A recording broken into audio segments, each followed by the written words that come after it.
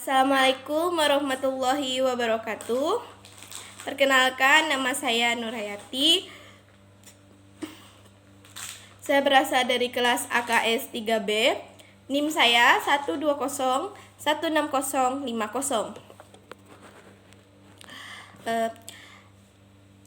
Segala puji saya haturkan kepada Allah yang Maha Pengasih lagi Maha Penyayang, Maha mengampuni dosa-dosa setiap hambanya. Dan tidak lupa, selawat serta salam saya haturkan kepada Nabi Muhammad SAW. Semoga kita semua diberikan syafaat dan rahmat dari dirinya. Amin. Di sini saya akan menjelaskan sedikit materi atau sedikit pemahaman saya tentang pemasaran dalam Islam. Seperti kita ketahui, pemasaran Islam atau pemasaran dalam Islam itu berbeda dengan pemasaran konvensional. Nah, sebelum itu kita harus terlebih dahulu tahu tentang apa itu pemasaran. Baik, pemasaran adalah kegiatan menyeluruh dan terencana yang dilakukan oleh suatu perusahaan atau institusi dalam melakukan beberapa upaya agar mampu memenuhi permintaan pasar.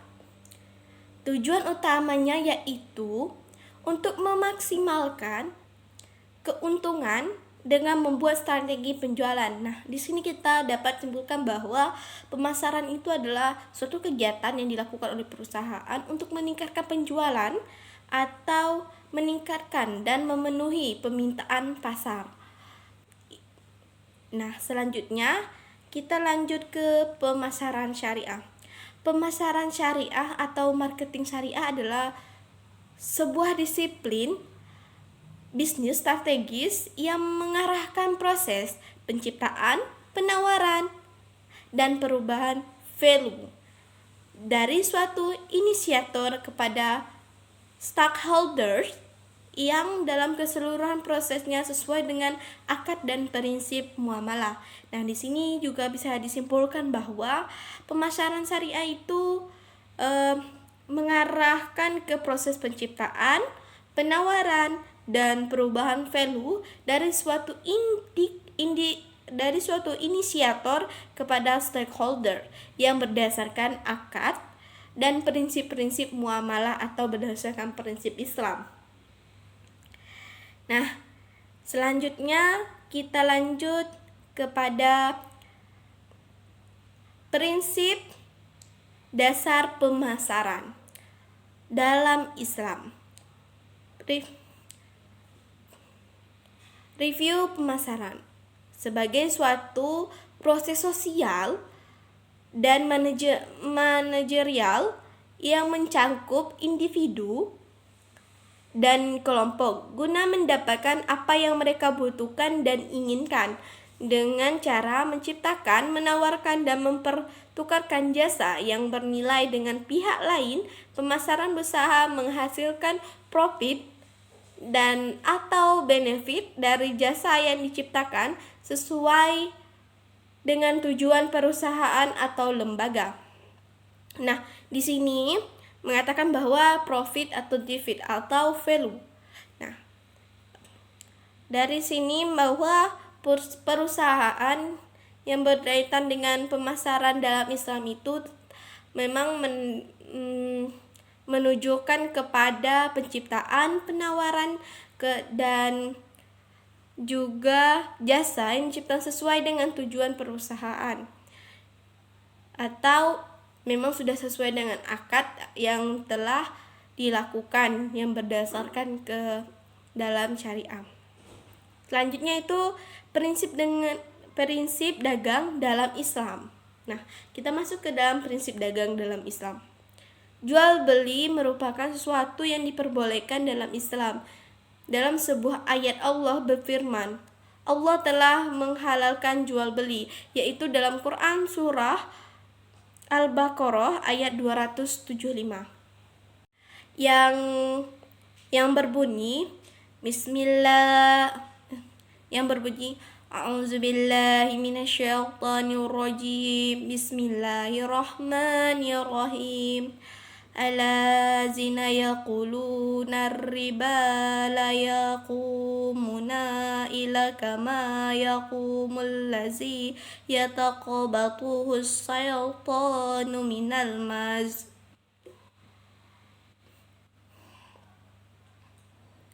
Zalika bi annahum qalu innamal bai'u mislur riba wa ahlallahu al-bai'a wa haramar riba faman ja'ahu mau'izatum mir rabbih fantaha falahu masalaf wa amruhu ilallah wa man ada fa ulaika ashabun nar hum fiha khalidun. Shadaqallahul azim. Dan artinya orang-orang yang memakan riba tidak dapat berdiri melainkan seperti berdirinya orang-orang kemasukan setan karena gila. Yang demikian itu karena mereka berkata bahwa jual beli sama dengan riba, padahal Allah telah menghalalkan jual beli dan mengharamkan riba. Barang siapa mendapat peringatan dari Tuhannya lalu dia berhenti, maka apa yang telah diperolehnya dahulu menjadi miliknya dan urusannya terserah kepada Allah. Barang siapa yang mengulangi maka mereka itu penghuni neraka, mereka kekal di dalamnya. Nah, dari pengertian atau arti dari ayat surah Al-Baqarah 275 dapat kita tafsirkan bahwa kita dilarang melakukan riba, bahwa jual beli itu tidak dilarang oleh Allah Subhanahu wa taala, namun jika kita melakukan riba itulah yang dilarang. Dan bagi orang yang melakukan riba, siksaan neraka adalah miliknya. Baik, selanjutnya kita lanjut pada pemasaran Islam. Kita lanjut kepada karakteristik pemasaran Islam. Karakteristik pemasaran Islam itu ada 4, yaitu teistis atau rabbaniyah, yakni mengedepankan sifat-sifat yang religius atau diniyah yang termaktub dalam maqasid syariah. Maksudnya kita akan mengedepankan prinsip-prinsip syariah dalam melakukan perdagangan, yaitu mengurangi riba dan segala hal yang dilarang oleh agama saat kita melakukan pemasaran. Yang kedua yaitu etis atau akhlakiyah, yakni mengedepankan masalah akhlak atau moral, etika dalam seluruh aspek kegiatannya. Nah, di sini kita dijelaskan bahwa kita harus mengedepankan akhlak kita dalam melakukan pemasaran. Contohnya, kita akan menawarkan kepada pihak-pihak lain atau pihaknya itu dengan cara yang baik, berdasarkan akhlak dan beretika, tidak melanggar peraturan, dan semuanya sudah berdasarkan prinsip-prinsip yang memang baik dan juga sesuai dengan Al-Quran dan hadis. Nah, yang selanjutnya tuh realistis atau al-waqiyah, yakni konsep pemasaran yang fleksibel sebagaimana keluasan dan keluasan syariah Islamiyah yang melandasinya. Nah, di sini realistis ini tuh kayak fleksibel, yaitu dengan seperti kita ketahui sekarang itu banyak sekali pemasaran yang dilakukan dengan menggunakan aplikasi atau online atau tidak secara langsung bertemu dengan orangnya, hanya menggunakan suatu perantara kayak aplikasi gitu kan, fleksibel dan Begitu juga dalam syariah, dalam pemasaran syariah juga harus bisa mengikuti hal tersebut. Nah, namun juga tidak melupakan prinsip-prinsip syariah. Nah, yang keempat itu adalah humanistis, al-insaniyah, yakni mengedepankan sifat yang humanistis, universal, di mana sifat kemanusiaannya terjaga dan terpelihara. Nah, di sini kita dituntutkan bahwa sifat kita harus sesuai dengan diri kita sendiri, yaitu sebagai seorang manusia, terjaga dan terarah berdasarkan ketentuan-ketentuan agama dan juga syariat Islam. Dan kita harus mengedepankan sifat universal atau kayak toleransi atau mengikuti perkembangan zaman, namun tidak melupakan prinsip syariah. Baik, selanjutnya yaitu bauran pemasaran dalam Islam. Bauran pemasaran dalam Islam di sini tuh ada 4. Yang pertama, pragmatis and product. Yang dimaksud di sini adalah bagaimana memilih produk dan jasa yang akan dijual yang sesuai dengan kebutuhan manusia. Nah, sebelum kita menjual barang atau jasa yang akan kita berikan, maka di sini kita harus memilih produk-produk atau bahan atau jasa apa yang akan kita berikan kepada konsumen yang sesuai dengan kebutuhan mereka. Kita harus pandai memilih. Contohnya seperti jika salah satu rumah tangga itu membutuhkan seorang ART atau asisten rumah tangga, maka kita bisa memberikan jasa berupa pembersihan rumah tangga karena sesuai dengan kebutuhan. Nah, yang kedua yaitu pertinence and promotion. Berarti kegiatan promosi harus tepat dan sesuai dengan apa adanya. Nah, di sini dijelaskan bahwa kita harus melakukan promosi berdasarkan harus tepat dan sesuai apa adanya. Di sini sesuai apa adanya yaitu contohnya jika barang kita rusak atau banyak kekurangan dari barang-barang kita dan juga harganya, kita harus mengatakan apa adanya. Jika harganya 25.000, maka kita harus mengatakan 25.000. Tidak boleh mengatakan lebih dari 25.000. Karena itu sesuai dengan prinsip syariah. Jika melebihinya maka disebut riba. Nah, begitu juga jika barang kita ada yang rusak, contohnya sebuah gelas, contohnya kasur. Jika kasur itu ada yang rusak atau robek sedikit, maka kita harus kasih tahu kepada konsumen kita bahwa kasur itu adanya rusak. Jika kita tidak mengatakan hal tersebut, maka kita juga melanggar prinsip-prinsip syariah dalam Islam. Nah, yang ketiga, valuation and price. Memberikan harga yang dapat diterima oleh pasar dengan memberikan diskon ataupun sejenisnya. Nah, di sini kita memberikan harga yang dapat diterima oleh pasar. Nah, pasar berarti kita tidak boleh terlalu meninggikan harga atau harganya itu susah untuk dijangkau oleh pasar-pasar yang akan kita tuju. Kita harus menyesuaikan harganya berdasarkan pasar, dan juga kita juga bisa memberikan diskon ataupun sejenisnya. Contohnya itu memberikan hadiah, diperbolehkan jika kita melakukan hal tersebut, memberikan hadiah kepada pemenang gitu, atau memberikan diskon yang bagus atau tinggi kepada para konsumen. Di situ dibolehkan untuk menarik perhatian konsumen, tapi tidak lupa kita harus sesuaikan dengan prinsip syariah, atau kalau bisa jauhkan perbuatan-perbuatan riba, sehingga kita akan diberikan ketentraman dan ketenangan dalam melakukan bisnis.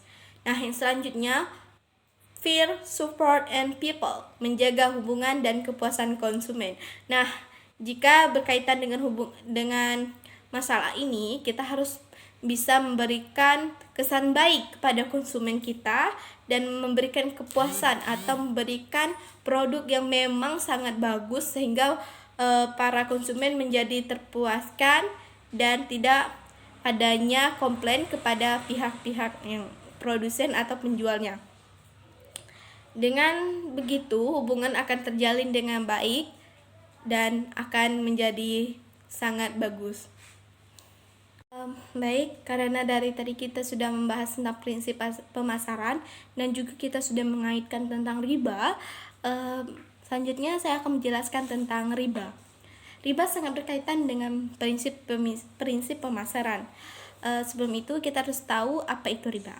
Riba secara bahasa mempunyai arti adalah tambahan atau ziyadah.